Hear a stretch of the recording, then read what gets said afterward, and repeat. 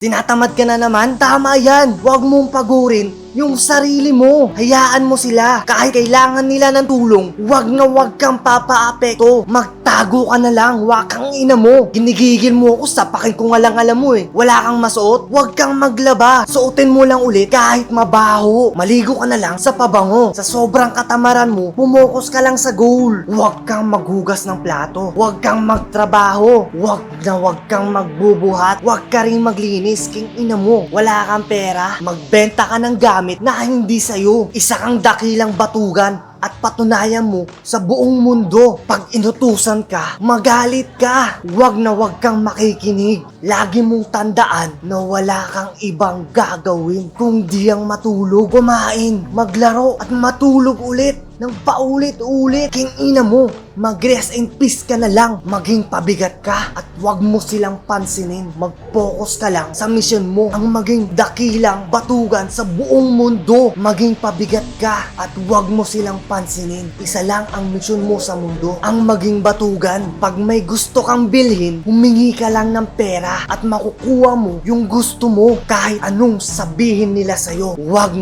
kang makikinig. Laging mong tandaan na meron kang goal araw-araw. King ina mo, dakilang tamad, di ba? Tamad ka naman, di ba? Ay, ang lakas mong mamuna. Ayan ka na naman eh. Tignan mo. Ay! Ang tibay mo, nakaupo ka lang dito, ang lakas mo pang mamuna. Isa ka rin palang tamad. Ba yan? Ano masabi nyo? Hindi, saglit lang naman. Ano lang ako. Saglit na naman. Totoo, Saglit lang. hindi saglit yan. Lagi yan late. O, lagi Tamad ka pa. yan. Tamad, di pasok aga yan eh. Tapos, ano pang ginagawa niyan? Wala, hindi ko naman yan kita trabaho eh. Parang tulog lang eh. Hindi ka pala. Saglit lang, nag-ano lang ako. Babalik Ang naman lakas ako sa... mong mamuna, ang lakas Saglit. mong mamuna. Dito Saglit. trabaho Itik naman ako. para. Naku, Yun na yung itik, gumagalaw eh. inig Ikaw, ka lang. Ikaw hindi. Babalik ako doon, mag-trabaho. May inano lang Trabaho ako. niya, trabaho na. Huwag Saglit na lang. magpaliwanag. Saglit lang. Dami mong Sabi. sinasabi ha. Sabi, Gigi. Trabaho ka Dapat lang. dito eh, girl posted sa monumento eh. Ang lakas Balik na mong po ako. mamuna ha. Balik na po ako. Sabihan mong tamad. Grabe ka. Wait.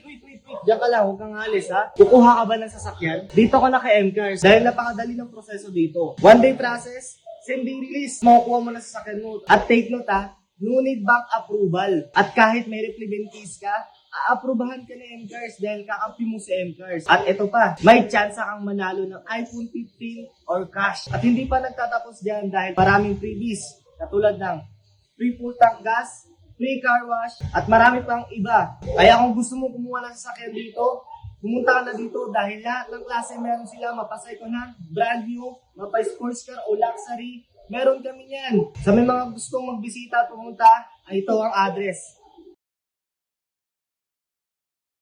At ito ang contact number. At syempre, follow nyo na rin yung page nila. Ito ang kanilang page. At wait lang, ito pala ang basic requirements nila. 2 valid ID, proof of income, proof of billing, at syempre yung pang down payment. Kaya ano pang hinihintay mo? Punta na sa MCARS.